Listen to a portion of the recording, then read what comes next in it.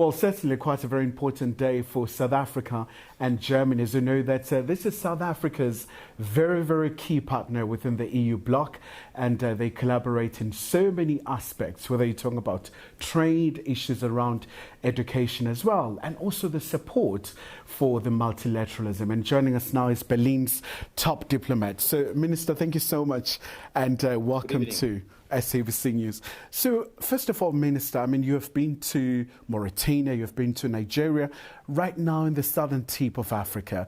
Quite a very watershed moment for the two countries. How would you characterize the relationship between South Africa and Germany, especially given the elevation to strategic partnership?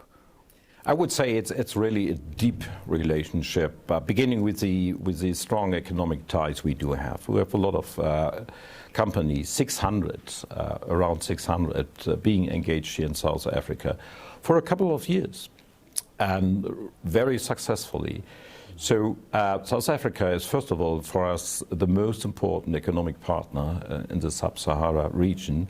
And of course, we want to keep that level at least, or enhance the very situation for the future. Secondly, we are defending the international rules-based order. You began with that already. As we are democracies, rule of law, freedom of speech do count in our countries. And of course, we have to preserve that very system on the international level. So in the United Nations, I would see South Africa always as a partner for Germany. And this is so much needed in these times, as we see unlawful wars like the one Russia has imposed against Ukraine, as we see the very severe situation in the Strait of Hormuz, the conflict between the United States, Israel on the one side, and Iran on the other side.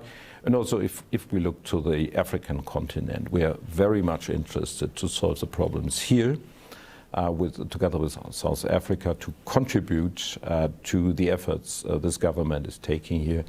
So this was a very fruitful visit and very fruitful conversations we had.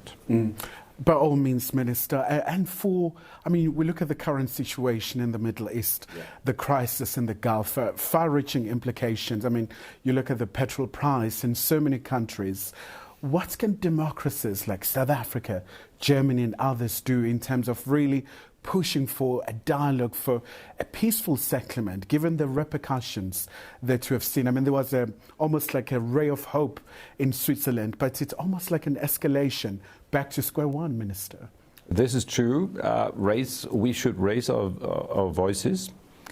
And as we have a little bit of different position when it comes to questions in the Middle East, to be very honest, it would really perhaps make a difference if two countries like we, two governments like we, from Germany and from South Africa, would address this wish in front of all of the parties whom we see there in the scenery, because you will not find a solution for that conflict on the battlefield, which is now unfortunately the Strait of Hormuz, and the consequences and the repercussions, not only for our economies, but perhaps also for the agricultural sector in the future, will be very tough because there's a lack of fertilizers being transported through the Strait of Hormuz. So I would say we can make a difference.